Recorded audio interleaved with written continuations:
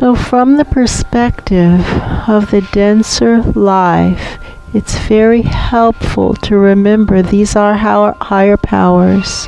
These are actually higher powers over us. These are the powers who are going to be asked about our rebirths. That's true. When we die, which is simply transitioning from any dimension to a less dense dimension, when we die, as is inevitable, we are held accountable for our soul plans, and the conversation always goes like this. Is this your signature? And out of all the many millions we've seen of interviews we've seen, it's never anybody else's signature. It's always the correct soul plan. Yes, it is. True. All right, what did you do on your sacred vows to Spirit? What did you do of these things that are on your soul plan? And for the most part, in this planet dimension combo pack, the answer is, well, I didn't do that. I did these other things. That's true. And the interviewing party just says, waiter, get these things out of here. That's true. Irrelevant. What did you do on these things?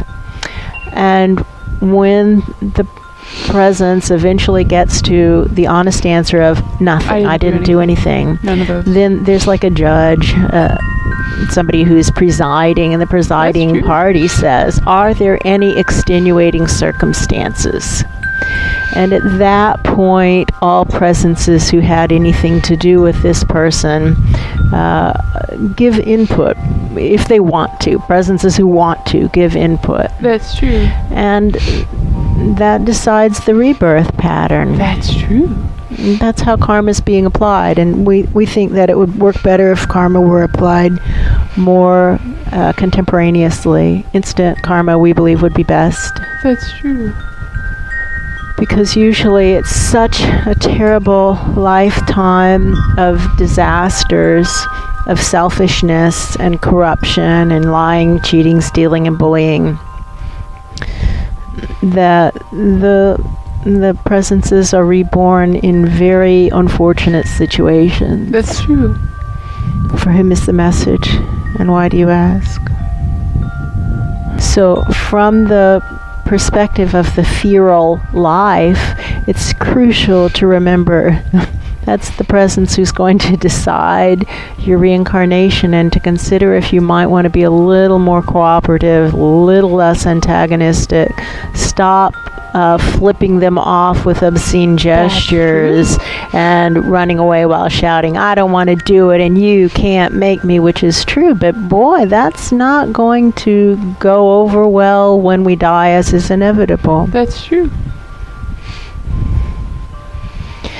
And from the higher power perspective, to think how long it takes to train feral animals, how long it takes to win them back, and how long it takes to once more have a harmonious community working together, and to not expect things to happen quickly, and to clean up the harm that was inflicted in the past is a good way to start. Or to show them that you're trying to help them. We have this dog that we are trying to rehabilitate. That's true. And he crashes through the woods and rips and tears his skin. And that's true. What he seems to be able to process is that when we put ointments on his wounds, that we are trying to help him. Yeah, that's ointments true. that soothe and promote healing, that he can process, oh, you are trying to help me. And then he looks more like a puppy and less like an angry beast. That's true. And somebody's talking about training horses and dogs, but how you get them to do the good thing is you reward them. When you catch them doing that which they're supposed to do, you reward them. That's true. Give them a reward. And no, don't do that bad thing, but you reward them instantly when they do a thing that is desirable, even if it's only small, and you have to keep it coming. But eventually you will get the horse to jump over the hurdle or whatever it is you're trying to get the horse to do. For whom is the message? Why do you ask? Now they're talking about the apprenticeship program again. Yeah, that's true. Which is another way of thinking about this interdimensional effort. And they're talking about how long the successful apprenticeship program was. And so far there's only one student who's been willing to stop arguing and just say, okay, what do you want me to do? Okay, do it. What do you want me to do? Okay, do it. Okay, all right. And Asha was the one who trained this host life. Yeah, and that's true. She trained it for maybe 20 years, maybe longer. That's true. And Malaya, who was the original soul, came to really trust Asha. And the life came to really trust Asha also. That's true. So if we consider that an apprentice program might take 20 years before it's successful, then first, that's really unfortunate. That's true. But second, maybe we can have a better attitude upstairs. However, down here at this level, don't bank on that, friends, because they continually forget, because it just doesn't make any sense that somebody wouldn't just want to do it from their perspective. Understandable. From their perspective, they think it should take 6 months to a year. That's true. 6 months to a year. And that was what the training program was based on in the class era, 6 months to a year, and then you should be able to keep the connection going. Keep it going. It can take 6 months to a year to get somebody into the alignment, but then we should be able to turn them over to their own angels, and the angels have it from there, and our work as an educational facility is done with that person. That's true. And what we found is it did take about 6 months to a year to get them into the alignment where they could hear the angels, and then what happened universally is they would hit the bounce back point and say, I don't want to do it, you can't make me, run away. And then we lost that one. That's true. So we began extending the supervisory period and implementing search for truth classes and requirements to recertify, maintaining the certification process. That's true. And finally, we have gotten to the point that we realize it's probably a 20-year apprenticeship just to wear away the aspects of self that feel like a feral animal and relate to life like a feral animal. It takes 20 years. And when we were looking at installing this work as a treatment program in the prison system, we got to that point of realizing if they're not at least a 20-year sentencing or an expectation of serving a 20-year term, that they weren't going to do what was needed to live their soul plan, and they weren't the ones we were looking for. We were looking for the 20-year to life terms. That's what we were looking for, those prison populations. So from the perspective of the higher powers, it's very helpful to remember that you're training feral lives. There was this woman in Venice, Florida, when that one was beginning the horse, the equine healing practice, and was doing the first practicum. There was a requirement of 2 practicum situations where all the case studies were reviewed and picked apart, and before we say, all right, maybe you can charge now. That's true. And so there was a woman who said, oh, I believe in angels and I believe in God, but I don't think they're trying to help us. That's true. And she was completely sincere. And she was completely sincere, and she was psychic. That's super true. And we could see how she would arrive at that conclusion. We can. That's true. Although it hurts her to have that attitude. That's what someone just said. And we think about Asha again, and how wonderful she was, and somebody asks, why don't you have her on the list of authorized souls? Why do you say that you are a house of Pan? Why aren't you saying you're a house of Pan and Asha? And the reason is that Pan has been working steadily on the assignments that we all share, and the assignment facet that he is working with is to reestablish upward flow, to evacuate the even deeper, denser dimensions, to get souls who want to get to the light up through as many portals as possible, get them closer to the light. And that work to reestablish upward flow is a necessary part of this effort. And he's been working on that really steadily for maybe 3 years, maybe longer. Yeah, that's true. And therefore, this is a house of Pan. We have not seen him falter in the last 3 or 4 years, however long it's been since. There were definitely issues in early 2015, that's and nobody's true. arguing about that. But that's been 4 years. And when he recovered from that, we think he's really been steadfast since then. That's true. Now, as a point of reference, Asha worked for maybe 20 years when basically nobody in her dimension was doing it. Asha was a very clear channel, extremely clear, and was able to channel in from way up high what she and her compatriots were supposed to be doing. And they would have the assignment to, we'll just use an example or metaphor of get to a certain mountaintop.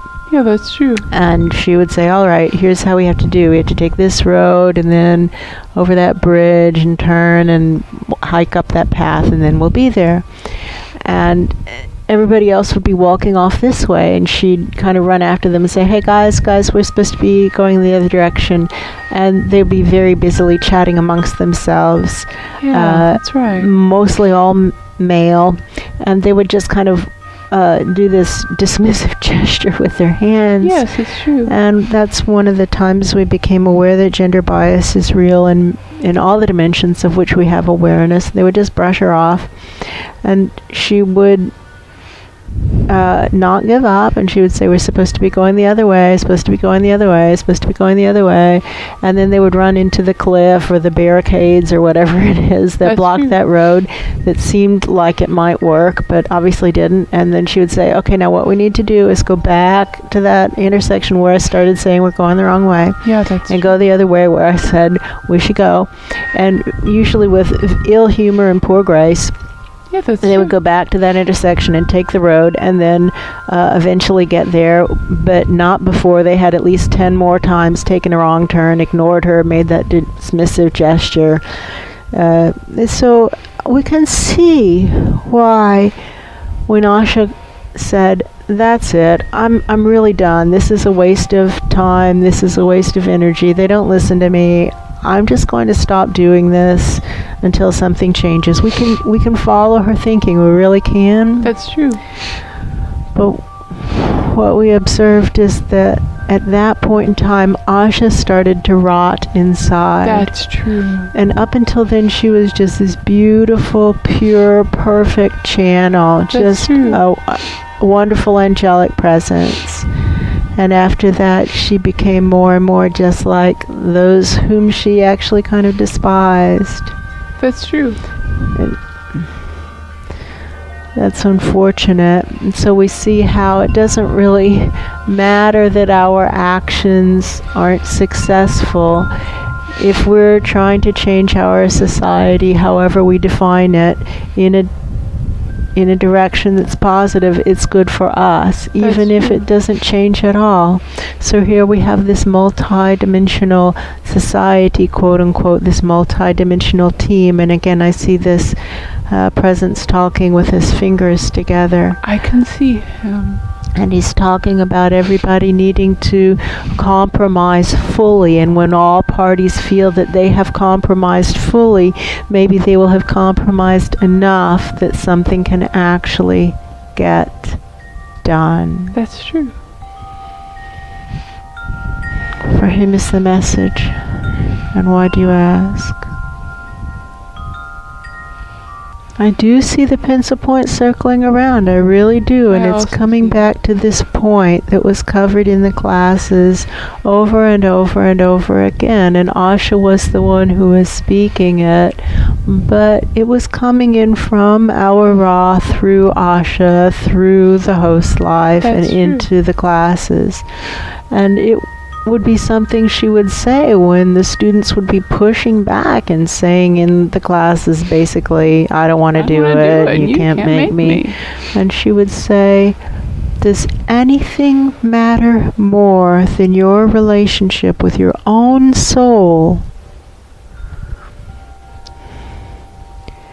And in those class environments, the students could hear that they were being crazy and that it didn't matter. There were all these practices and exercises in the class trying to entice the souls to come closer, and then come into the room and then actually come into the life. There was this one beautiful higher level class, Conscious Connection with the Higher Soul. It was just a spectacular class, and it's actually available online for free. That's true. You have to find it, but it is available through the Lightworkers Healing Method website for free. You have to find it. It's not made easy, but there is a doorway in. That's true. It's under the Find Joy tab. You know, like all websites have a Find Joy tab. But if you go under the Find Joy tab in the Lightworkers Healing Method website, and you poke around enough, you will find it. That's true. Hint, August 13th. That's true. And in the classes, the people who were being crazy could hear that they were being crazy and that nothing really did matter more than their relationship with their own soul. But the class would end on Sunday night, and they'd drive past the first Wendy's sign, and they would forget everything that they learned, and they would once more decide to be a feral life once more. That's true. However, when a life has been dedicated to the cause, dedicated to the multidimensional effort to create worlds that work in all dimensions and for all categories of sentience, and it is now a life that is sponsored by many souls. That's true. How does one define the soul, the relationship with your own soul, and what do you mean by that? And in these cases, we mean Pan, because he's still working on the soul plan, month in and month out, year in and year out, the aspect of it to evacuate the even deeper, denser dimensions. Whereas everybody else, when they come in, we've got to have a little bit of awareness of what they're actually trying to accomplish, which is often good for the soul and often not good for the project or the soul plan. That's true. So in this case we mean Pan, but these are unusual circumstances and unusual situations, and we've not seen anybody else who's dedicated their life to the project of spirit. That's true. Everybody else has their own agenda. That's true. And our Ra would have said, look for the intersection of interests. He did say that. Look for the intersection of interests. For whom is the message, and why do you ask? And here the intersection of interests is the work to create worlds that work in all dimensions and for all categories of sentience, since that's what our soul contracts commit us to doing. So as long as souls are working on some aspect of that, and they're living by the search for truth rules and working on any of the many assignments already given to the search for truth community by wiser minds above all of us, they are authorized to be here, and we welcome working with them. What now? What now? What now? To work with angels.